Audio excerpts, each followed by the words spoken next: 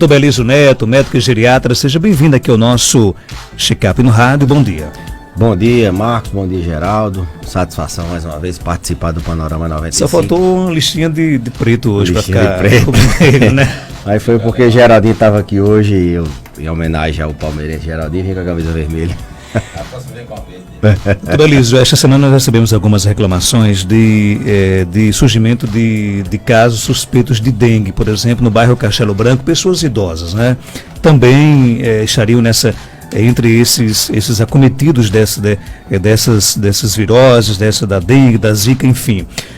Há uma preocupação nesse caso? Quanto mais idade, por exemplo, aumenta mais a preocupação?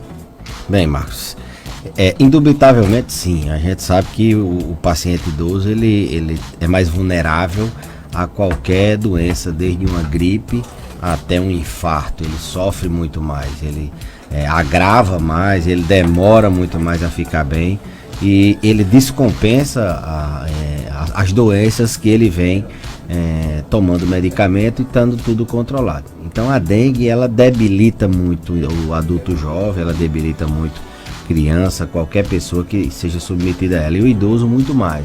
É um grupo que sofre muito mais com os efeitos da dengue, mata muito mais, a dengue mata muito mais os idosos, muito embora a literatura ela seja controversa quanto ao risco deles desenvolverem o dengue. Acreditava-se há bem pouco tempo atrás, não sei se essa verdade já foi refutada, mas que o idoso ele tinha o processo de imunossenescência dele, protegia um pouco dele ter formas graves do dengue. Mas a verdade é que quando ele tem dengue, ele tem para valer, ele tem para debilitar bastante. E esse caso do Castelo é um caso bem assim, que está todo mundo comentando e que tem muitos focos e muita gente adoecendo. Eu particularmente já atendi, tem algumas pessoas próximas que moram lá e que outras trabalham comigo e que já atendi com dengue, e a gente vê que é um caso bem localizado. No caso do idoso, da pessoa idosa, por exemplo, quando ela está acometida com a dengue, a recuperação ela é mais lenta, tem que tomar mais cuidado com relação a questão da recuperação? Tem. Uma recomendação que eu sempre faço, Marcos, os idosos eles tomam muita aspirina. Eles têm indicação de tomar AS por diversas doenças, para prevenir risco de infarto, para prevenir risco de AVC, para outras doenças onde a aspirina, o AS, é recomendado. Então esses pacientes, na suspeita de dengue, eles devem suspender o uso do AS. Isso muitas vezes a gente deixa até na própria receita. Uma outra coisa que os idosos também fazem muito é utilizar medicamento para dor óssea, os anti-inflamatórios. Esses também são desrecomendados, eles devem ser suspensos ou não iniciados na vigência de dengue. A gente sabe que os medicamentos que a gente controla dor, febre e outros sintomas no dengue é dipirona, paracetamol, que não são considerados anti-inflamatórios. Por que isso? Porque esses medicamentos eles induzem o paciente a sangrar mais. Então o paciente que tem dengue, ele tem um risco de evoluir com a forma grave do dengue, que é o dengue hemorrágico, como as pessoas conhecem, que é o dengue que sangra, né? Então a gente tem uma preocupação que nessa população a gente tem cuidado de suspender AS, suspender clopidogrel e não usar anti-inflamatórios. Outra recomendação é que eles são muito mais vulneráveis à desidratação. Eles têm uma quantidade de água no corpo menor e eles têm uma dificuldade de tomar água, porque o centro da sede do idoso ele é alterado e eles não têm sede. Além de ter pouca água, eles não têm sede, então eles são potencialmente desidratados. Então, no dengue, que a gente precisa de uma vigorosa hidratação, a gente precisa que o paciente tome muita água.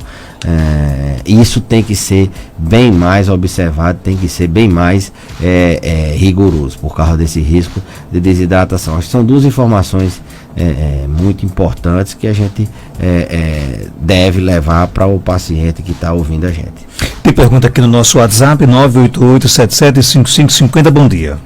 Bom dia, doutor Belísio. Minha mãe tem Paxo. Então, doutor Belísio, eu gostaria de saber do senhor se o tratamento do Paxo é feito com o Mantidan e o Prolopa. E se qual é uma vitamina para ela tomar que dê certo para ela? Porque ela gosta de tomar vitaminas e a gente fica em dúvida qual é a vitamina que ela deve tomar.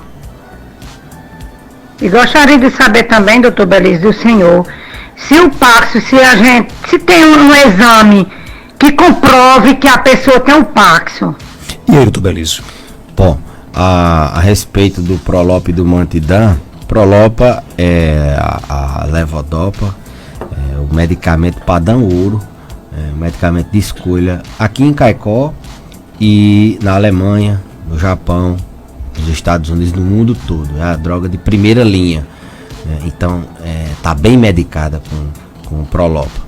Já o Mantidan é uma medicação que a gente utiliza para algumas situações especiais no Parkinson. Então, eu não sei qual estágio, em que cenário foi medicado com o Mantidan, mas é uma medicação que a gente utiliza para quando o paciente está fazendo discinesia, quando ele está tendo efeito colateral do Prolopa. Então a gente utiliza geralmente 1 ano, 2 anos no máximo, o efeito dele mas não é uma medicação de rotina, já foi muito tempo, mas hoje a gente tem prescrito muito menos o Mantidan. Mas ela está bem medicada para a questão do Parkinson. Ela perguntou sobre a vitamina. Vitamina na doença de Parkinson não tem indicação nenhuma, nem em nenhuma outra situação, desde que o paciente não tenha déficit na nutrição de vitaminas. Então, não tem recomendação de uma vitamina.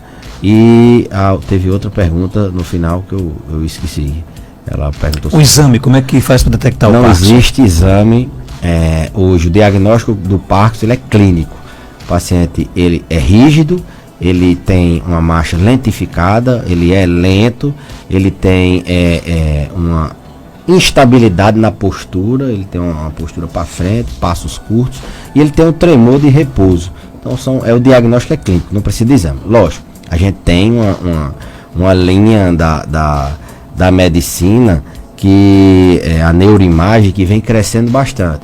E a gente tem um exame, um marcador, o TRAB, que a gente faz numa espécie de ressonância magnética, que a gente consegue ver se na área que perde dopamina, na área do cérebro relacionada à doença de Parkinson, a gente tem uma alteração. Então há um exame que a gente consegue corroborar o diagnóstico, a gente consegue realmente é Parkinson. Na dúvida, que às vezes o quadro não se manifesta tão florido assim, a gente pode solicitar esse exame, mas não depende de exame para você dar diagnóstico de doença de Parkinson. Tem uma pergunta aqui do nosso Facebook, a nossa ouvinte conta que o pai dela tem 75 anos de idade e sofre com dores de cabeça todos os dias. É normal essa dor de cabeça ou não? Não, nenhuma dor é normal.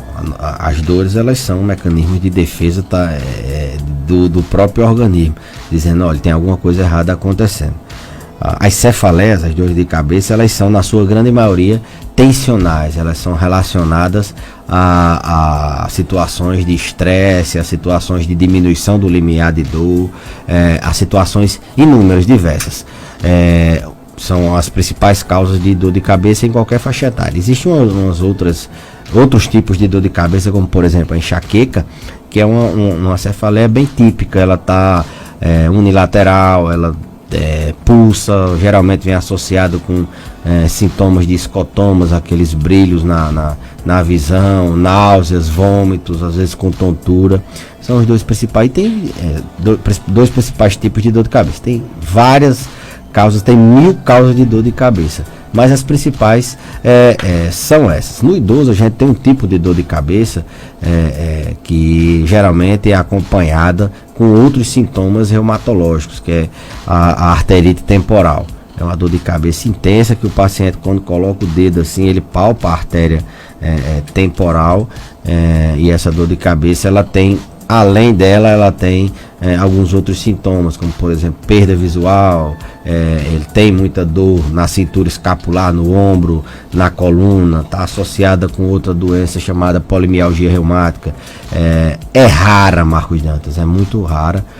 O que tem que se focar provavelmente é uma cefaleia tensional ou uma enxaqueca. Teria que se identificar a causa disso. A cefaleia, tratador de cabeça, passa muito por questões alimentares, por questões de dormir bem, por questões visuais, de o paciente enxergar bem ou não, já que a gente está tratando de paciente idoso. E aí a gente manejar para que o paciente não tenha, para que a gente possa diminuir a intensidade das crises e a frequência com que ela apareça. Se ela aparece todo dia, diminuir para 2, 3 vezes por semana. Se ela é muito forte, diminuir para médio, e assim sucessivamente. Você sempre bate nessa tecla aqui da importância de dormir bem, né?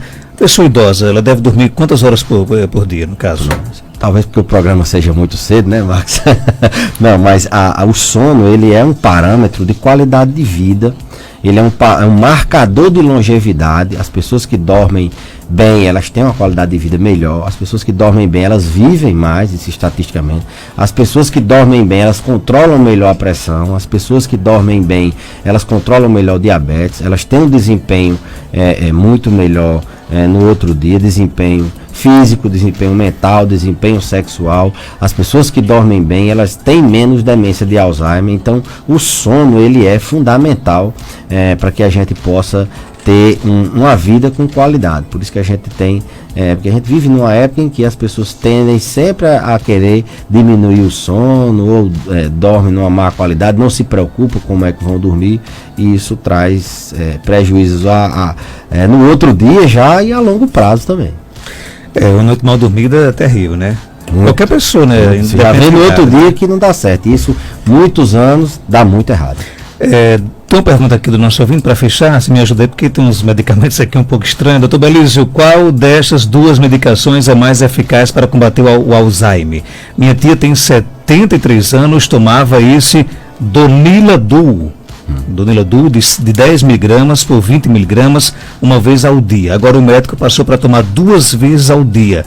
Mas essa outra medicação emitartaratol, é isso? Existe esse medicamento? Emitartarato, né? E de Rivastigmina.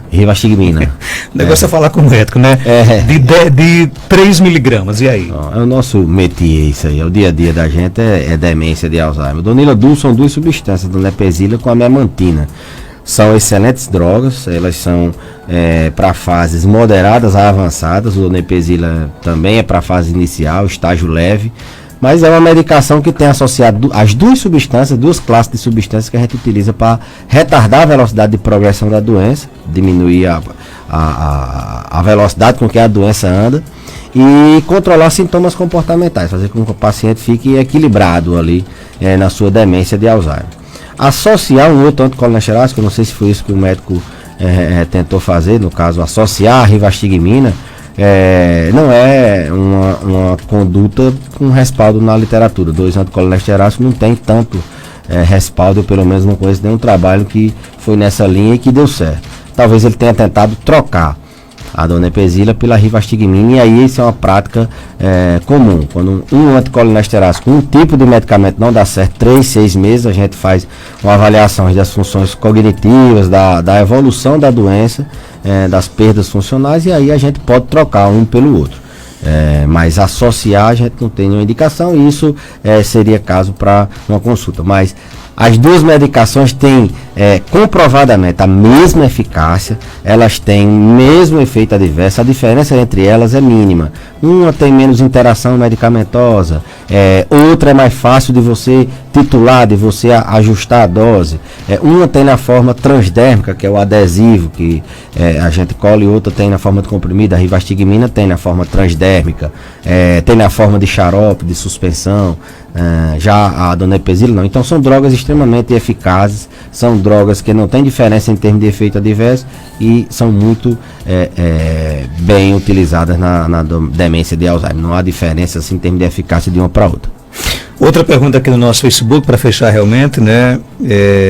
O nosso ouvinte quer saber o seguinte: ela conta que caiu naquela história de que, por exemplo, a vacina do idoso prejudicava e não vacinou o pai dela. Aí ela quer saber agora o que é que ela faz. Se ela pode, por exemplo, procurar algum setor privado, e qual é a pergunta? Qual é a importância realmente da vacina contra a gripe? Eu acho que ainda tem, né? Vacina no serviço público. Sim, ainda existe. Porque Em alguns postos. sobrou para todo mundo É poderia bom ela usar. procurar um posto de Não sei saúde, se foi da então, né? imprensa nacional. Né? Mas eu acho que ainda tem. Pelo menos aqui em Caicó, graças a Deus, todos as metas foram atingidas, né? Eu acho que ainda tem. Sempre tem um isoporzinho com uma vacina lá dentro. Se não tiver, solicita, vem essa vacina. No serviço privado existe, lógico, que a vacina contra a gripe. A grande importância da vacina. Quem abre as portas para a pneumonia é a gripe, né? A gripe, ela mata sozinha, logicamente. Ela descompensa todas as doenças no paciente idoso. O paciente tem insuficiência cardíaca, ele descompensa, ele tem hipertensão, a pressão desmantela, ele delira, mas o grande tchan é diminuir a mortalidade pela pneumonia. Começa com a gripe, abre as portas para a pneumonia. Principal causa de mortalidade intra-hospitalar, o que mais mata dentro do hospital é pneumonia. Terceira causa de internação, pneumonia nos idosos. Então a pneumonia ela mata muito, ela interna muito, ela debilita muito. Então a vacina da gripe é um passo antes disso. Ok, obrigado pela sua participação. Até terça-feira, se Deus quiser. Eu que agradeço e até a próxima terça, se Deus quiser.